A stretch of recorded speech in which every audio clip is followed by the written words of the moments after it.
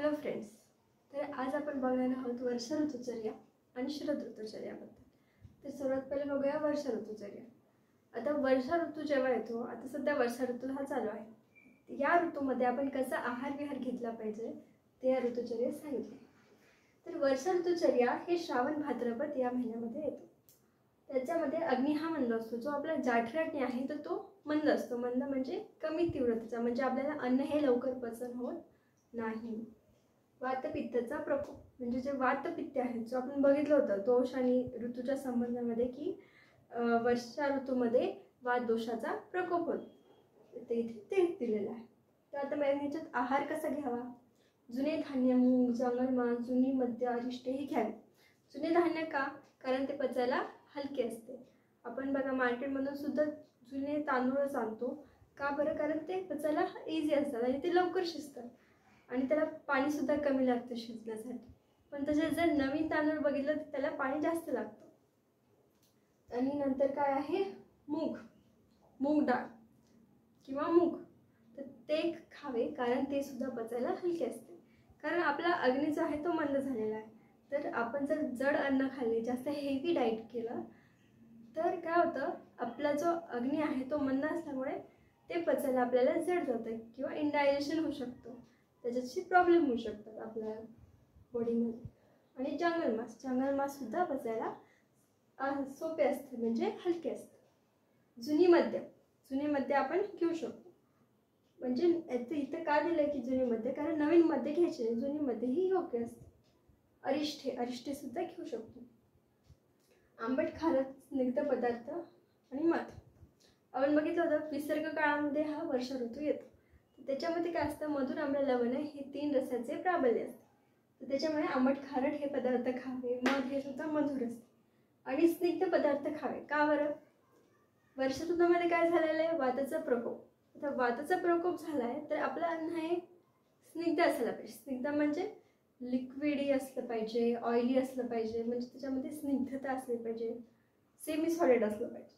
जर आपण वृक्ष अन्न खाल्लं, वृक्ष मीन्स ड्राय अन्न है ना, तर ड्राय अन्न आपण जर खाल्लं तर ते अजून वात वाढवतो. त्याच्यामुळे स्निग्ध पदार्थाचे सेवन केले पाहिजे. उकळून थंड केलेले जल प्यावे आणि नदीचे पाणी व्यर्थ करावे.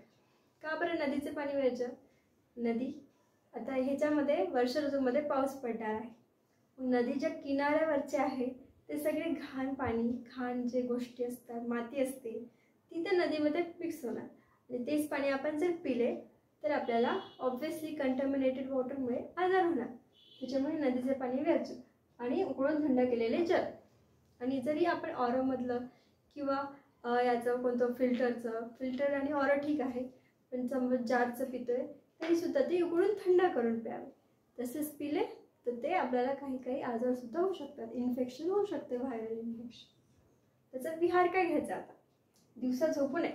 आता दिवसा झोपल्याने काय होतं माहिती आहे तुम्हाला? वात दोष हा वाढतो. दिवसा झोपल्यावर वात दोष हा वाढतो. म्हणून काय करायचं? दिवसा झोपायचं नाही. कारण वर्षा ऋतूमध्ये ऑलरेडी वात दोषाचा प्रकोप आहे आणि जर अजून आपण दिवसा झोपलो अजून वात दोष वाढेल आणि मग वात दोष वाढल्यावर आपल्याला नक्की वातचा व्याधी हा होणार आहे. त्याच्यामुळे दिवसा झोपणे टाळावे. आणि वमन विरेचन करू शकतो आपण दोष बाहेर काढण्यासाठी.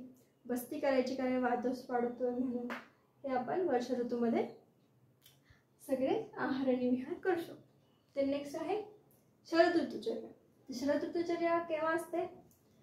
शरद ऋतू हा असतो अश्विन आणि कार्तिक महिन्यामध्ये. आता नेक्स्ट जो ऋतू येईल शरद ऋतू असतो. तर याच्यामध्ये काय असतं? पित्ताचा जो पित्त दोष आहे त्याचा प्रकोप होणार आहे. कारण इथं काय झालं होतं? पित्त दोषाचा संचय झाला होता. तर इथं काय होणार आहे? पित्त दोषाचा प्रकोप होणार आहे. ऑब्व्हियसली आपण त्या चार्टमध्ये बघितलेलं आहे.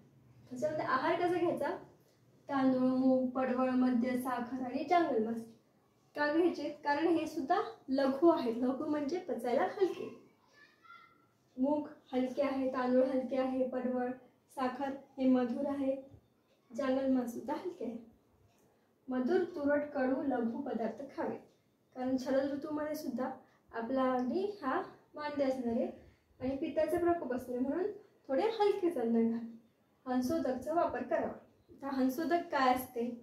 हंसोदक म्हणजे शरद ऋतूमध्ये चांदण्यामध्ये जर आपण पाणी ठेवले, त्याचा जर प्रकाश त्या चांदण्याचा त्याच्यात पडला, तेव्हा ते पाणी शुद्ध होणार आणि स्वच्छ होणार आणि ते आपण प्यायला पाहिजे. आता हंसोदक जे आहे हे आपण नेक्स्ट लेक्चरमध्ये डिटेलमध्ये बघणार आहोत. कारण हे हंसोदक किंवा शरद ऋतुचर्या याच्यावर SAQ हा फिक्स येतो युनिव्हर्सिटीला की मग त्याच्यामुळे हे हंसोदक प्लस शरद ऋतुचर्या हा आपल्याला पुढच्या लेक्चरमध्ये बघणार आहोत. नंतर विहार. विहार काय आहे? औषधांनी सिद्ध घृत घ्यावे. आता घृत म्हणजे काय? तर तूप. तर तूप आपण कशापासून बनवतो? दुधापासून त्याचं लोणी बनवतो आणि मग तूप बनतो.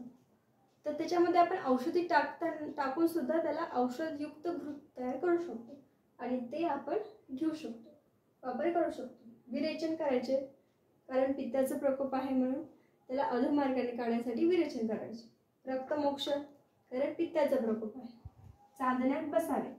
चांदण्यात बसावे कारण चांदण्यात बसल्यावर आपली बॉडी ही कूल होत असते आणि ते शरीरासाठी चांगले आहे. कारण या ऋतूमध्ये नक्षत्र असते, अगस्त तारा असतो, तर तो आपल्याला आकाशात दिसतो शरद ऋतूमध्ये, त्यामुळे त्याच्या चांदण्यात बसावे. अखंड भोजनाचा त्याग करावा. अखंड म्हणजे आकंठ, गळापर्यंत जेवण करू नये, कारण ते आपल्याला हेवी आहे जास्त आणि जर हेवी खाल्लं तर आपल्याला त्याचा पुढे त्रास होईल. त्याच्यामुळे अखंड भोजन करू नये, कारण पित्त वाढलं आहे, अजून पित्त वाढेल आणि मग आपल्याला ॲसिडिटी होऊ शकते. म्हणून हे सगळे आहार आणि विहार शरद ऋतूचे आपल्याला सांगितलेले आहे शरद ऋतुचर्यामध्ये. तर आपले आता 6चे 6 ऋतू हे आणि त्यांची ऋतुचर्या संपली आहे. तर नेक्स्ट लेक्चरमध्ये आपण हंसोदक बघूया आणि ऋतुसंधी बघूया.